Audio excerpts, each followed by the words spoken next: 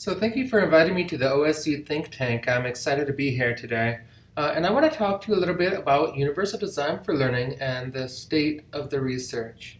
I understand from Jessica that not everybody here is necessarily very familiar with UDL, so I want to start with a very brief overview of what UDL is. Universal Design for Learning is a set of principles for curriculum development that give all individuals equitable opportunities to learn and express their learning.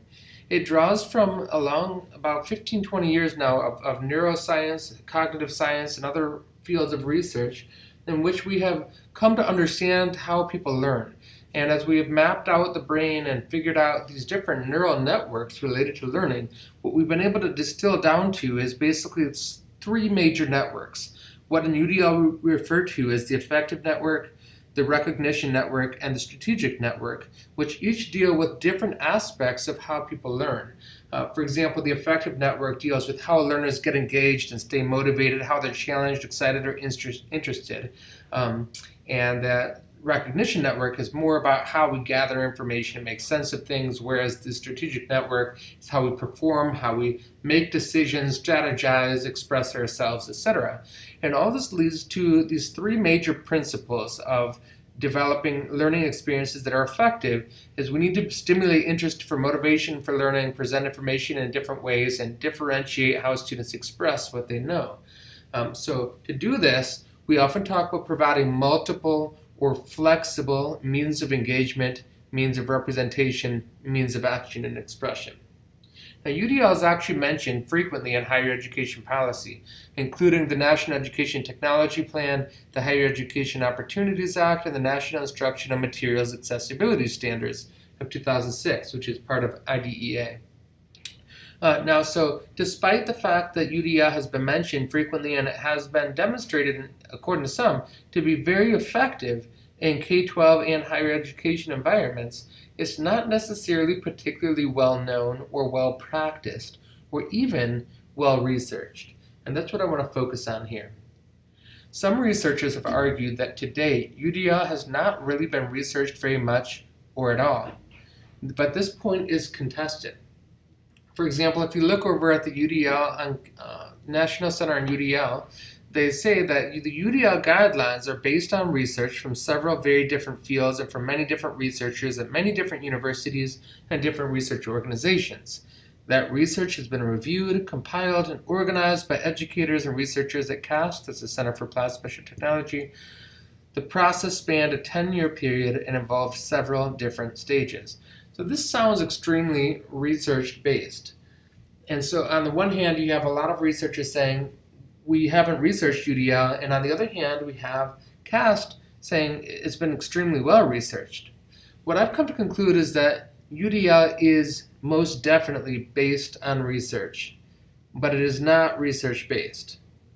Let me show you that again. It's based on research, but it is not research-based. What do I mean by that? Well, if you look at the UDL guidelines, which I'm representing here in their 3.0 form, there are these three principles at the top that we talked about. There are the 9 guidelines, which are represented by those bolded titles in the gray boxes, and there are 31 checkpoints. Now, if you look on the UDL Center's website, you can find references that demonstrate every single one of these 31 checkpoints is extremely well researched, has been determined to be a research-based practice, an effective practice in education. What UDL is doing is not coming up with new methods. It's organizing a framework for how we design around methods that we already know to be effective. In this sense, UDL is a gestalt. For example, a couple years ago at the UDL IRN Summit, Alyssa Laurie said, UDL is more than the checkpoints, more than the guidelines, and even the principles. It is a design framework.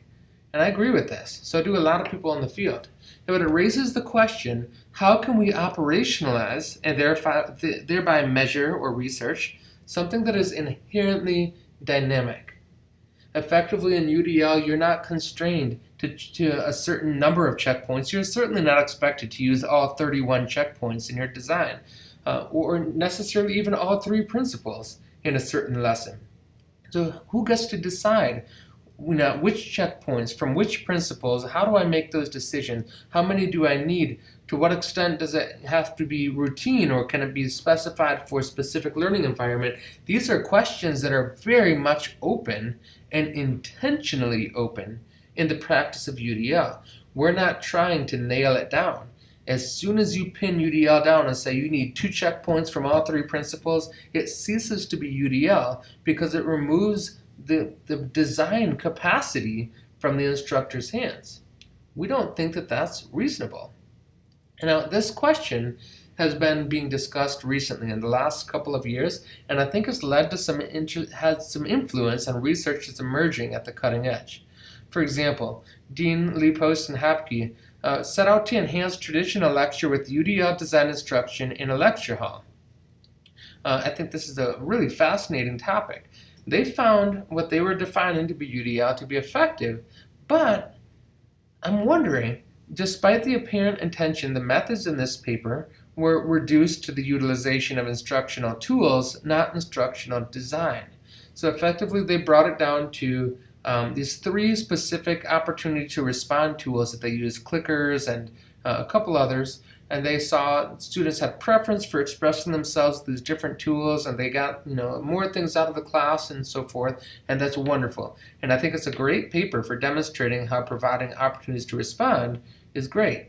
But it's worth questioning, are the results because of the UDL design or because of the instructional tools employed? If UDL is more than the sum of its parts, then what we have here is an examination of how the parts of UDL are effective, but not necessarily the design framework. We're back to the issue that UDL is more than the sum of its parts, and that makes it much more difficult to evaluate as effective. So we need to begin, as we look forward in the research and both what we're reading and what we're writing, I think we need to view UDL as a design process, not a method. So Basham, Smith, and Satter in 2016, for example, talked about it as a 5-step process, and I think this is more clearly iterative of the UDL framework. They talked about establishing clear outcomes. What are the students going to know or be able to do by the end of this lesson? Anticipate learner variability, design assessments, and design instructional experiences that address that learner variability and allow them to achieve the outcomes. Then you deliver that instruction and you reflect on what you might want to do differently next time. That entire thing is the UDL process. But in research like the one that we were looking at a moment ago, we focus too narrowly on what we traditionally would look at in instruction in education research, which is the instructional experience, the methods or the materials that were used, and then how that affected the delivery and the response of the students. That's far too narrow of a scope for when we're saying that we're researching UDL. Because UDL is this entire thing, we've got to be able to look at the entire scope and sequence of the design and delivery process to both define and measure UDL. So this certainly affects how we define and measure UDL.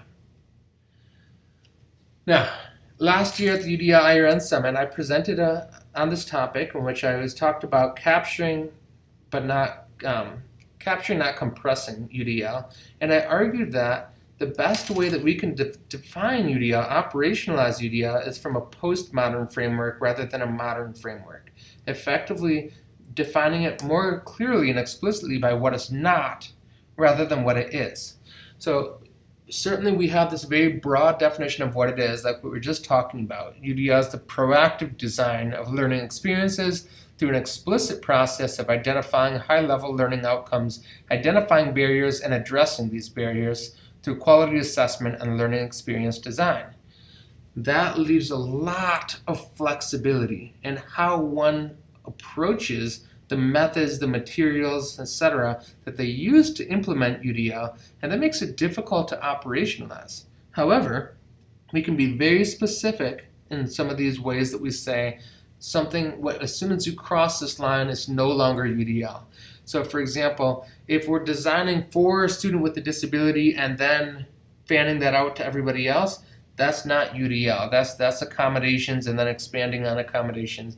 If it's some sort of a single method approach, this one-size-fits-all sort of thing, it's not UDL. UDL is about a multiplicity or flexibility of approaches.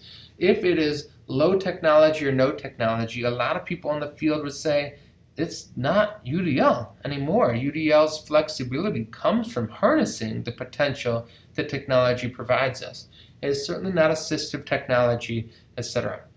Most of these things that I'm drawing from here on the what UDL is not are coming from a single paper, a 2010 paper by Dave Eddyburn called Would You Recognize It If You Saw 10 Propositions for UDL in the Next Decade?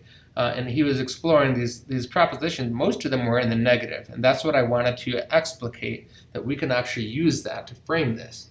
We're in discussions right now with several of the leaders in the field trying to clarify what exactly those blue boxes ought to be. This is just a draft form, but it represents where we're going right now and clearly defining the boundaries while allowing UDL itself to be flexible. So what should you be looking for as you look over quality research for UDL and as you maybe produce research related to UDL? What you want to be watching for is, does the lesson, does the intervention, the instruction being intervened have high-level learning outcomes? For example, there's some research out there that uses UDL to teach vocabulary. I and several others in the field would argue that's not a UDL lesson. Teaching vocabulary is very important, but it's a step towards something much larger. And so UDL, because it enables students from various diverse circumstances and backgrounds and current levels of skill and knowledge to grow, we expect them to be able to achieve some pretty great stuff within their development range. And so we want to see high-level learning outcomes there. We want to see an explication of the anticipated barriers. And so this isn't necessarily requiring the instructor or the researcher to know their students well. We talk about in UDL these systematic, predictable variability in the population.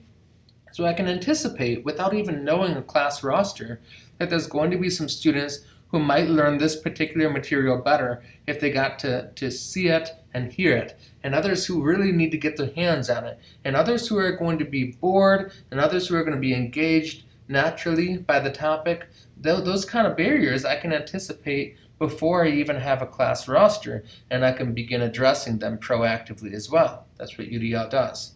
You want to see a metacognition through the design process decisions. Because UDL occurs, for lack of a better word, throughout the design process, the delivery just explicates what has already been designed. You want to see in research papers of UDL, where were we going? What did I anticipate as far as barriers? How did I design assessment and or learning experiences that would address those anticipated barriers? And then what happened? Then that entire process becomes UDL. The specific methods they used are not just testing those methods, but testing those methods as a product of design, and therefore elevates us from reinforcing the checkpoints, which we already know that work, to a level of demonstrating that this design process is effective in bringing change to students. You want to be looking for them to use the UDL guidelines. Are they showing that they're offering multiple or flexible means of action and expression, engagement, and representation somehow? Not necessarily all three, depending on the scope of the research, but you want to see them drawing from the UDL framework and principles. What questions do you have for me?